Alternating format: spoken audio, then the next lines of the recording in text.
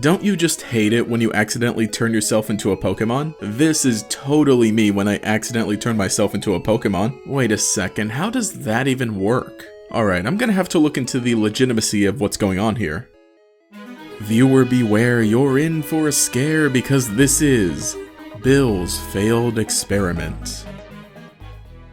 Ah yes, Bill, the genius behind the Pokémon storage system. His English name likely being a reference to Bill Gates, the founder and chairman of Microsoft. He also created the time capsule that would let you transfer Pokémon from Gold, Silver, and Crystal to Red, Green, Blue, and Yellow. And he's friends with several other programmers in different regions who would help him manage the PC systems over there. I always thought that was pretty cool. In a world like Pokémon with its science fiction technological advancements, I always like seeing the people behind such inventions. But when we first meet him in Kanto, he's gotten himself into quite the predicament to say the least. This happens in every Kanto game, which at this point has happened in 3 different generations. The original Red and Blue showing a generic monster sprite. Fire Red and Leaf Green has a Clefairy, and most recently, in Let's Go Pikachu and Eevee, it's a Nidorino, which is more in line with the original generic sprite. So as we head up to Cerulean Cape after blasting past the Nugget Bridge, we find ourselves at Bill's house, only to be met with a lone Pokémon. Of course, once we interact with this Pokémon, it starts speaking, which I suppose would count toward the list of talking Pokémon, and I guess that would technically mean Pokémon have the ability to speak, but now that a human brain of Bill is inside this one, this potential is unlocked, and that probably explains why other Pokémon can talk in certain random instances.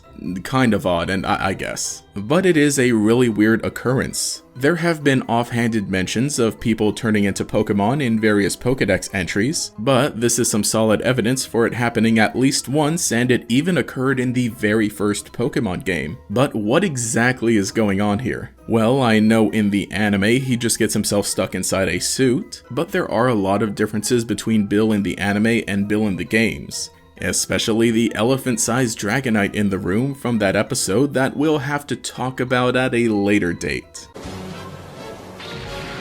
But here in the video games, Bill says that he screwed up an experiment and got combined with a Pokémon. We are able to help him by running the teleporter he stepped inside of. In Let's Go Pikachu and Eevee, after everything is done, the Nidorino steps out of the machine and Bill follows, so we see that they were in fact combined. In the original games, only Bill comes out and the Pokémon is nowhere to be seen, but this is all from what's now become a trope of teleportation mishaps that originates from the sci-fi horror movie The Fly. Of course, there's the absolutely terrifying one from 1986 and the classic one from 1958, both influential in their own right, but they share a similar setup. The basic premise is that an experiment with a teleporter goes wrong and a scientist finds himself combined with a fly that flew into the other chamber of the teleporter, thus resulting in them being combined, and horror ensues. It's so odd that Pokémon would reference something like this, especially because the games came out after the gore-filled 1986 remake. But several other pieces of media have referenced the original 1958 version, which wasn't as gory but was still pretty disturbing. Then again, the original Pokémon games also have some references to other movies and places that seem so out of place nowadays, with Pokémon being the super family-friendly franchise. So a movie like The Fly is so unexpected.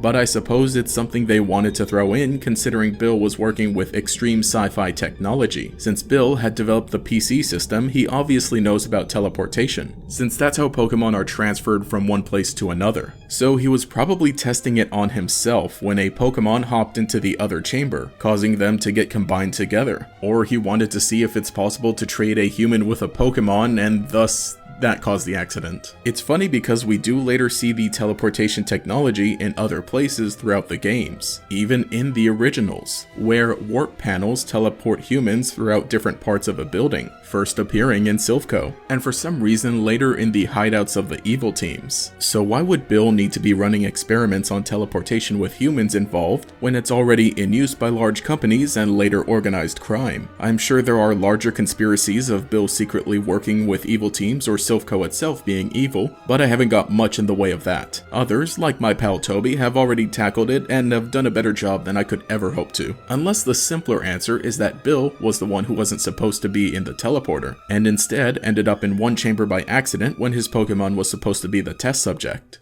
Well, if we head over to the Pokémon Adventures manga, we see that this is exactly the case, as we get to see the events leading up to the transformation. This time, a Rattata is the Pokémon he gets combined with, and the result looks even worse, as expected of Pokémon Adventures. But while the manga is a different canon from the video games, I think the minimal backstory behind the experiment gone wrong would still apply, because after Red helps Bill get back to normal, the overall situation plays out basically the same as the games, except that Bill sticks around more so as a character. I just think that stumbling into a talking Pokemon that turns out to be the character we've been looking for as part of the main story progression, without much exposition, is a great surprise we would never expect. But it still somehow ties in with everything else going on in the game. It's all presented very matter-of-factly and doesn't bog down the player with meaningless explanations of what happened. By this point in the game, our suspension of disbelief was already up because of the world we've experienced until now.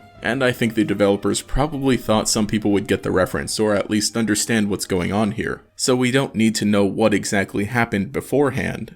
And this was mostly setting up for maybe his later inventions, like the time capsule we would see in later games. Even though in the series, at this point, Bill had basically already perfected Pokemon storage, because it's fully functional by the time we start our Pokemon journeys, he was always improving it and working on other similar inventions, as well as working with other people in other regions to expand the Pokemon storage system. So maybe it was just a genuine experiment that went terribly wrong. Whatever the answer is, it's still so funny to see a potentially horrifying concept appear in a Pokemon game, the most sanitized way possible. It would have been an even funnier reference if he ended up being combined with a Beedrill, but then again, maybe that's a bad idea. It 100% has the groundwork to appear much worse than just a Nidorino standing on its hind two legs. You know, like having his head stuck on a Rattata's body like in the Pokémon Adventures manga. Could you imagine seeing that directed by Cronenberg? Well, wasn't that quite the scary story? But anyway, hey, this is GatorX, and let me know what you think in the comments below about this Halloween video. We'll be continuing the theme throughout the entire month, and there will be a special at the end of it, so stay tuned for that. You can also check out a playlist of a bunch of other previous scary videos, which will be linked at the end, from previous years. But if you enjoyed this one, you can leave a like and subscribe to show your support. You can also enable notifications to make sure you see each new video as it comes out. But anyway, this has been GatorX. Have a scary day.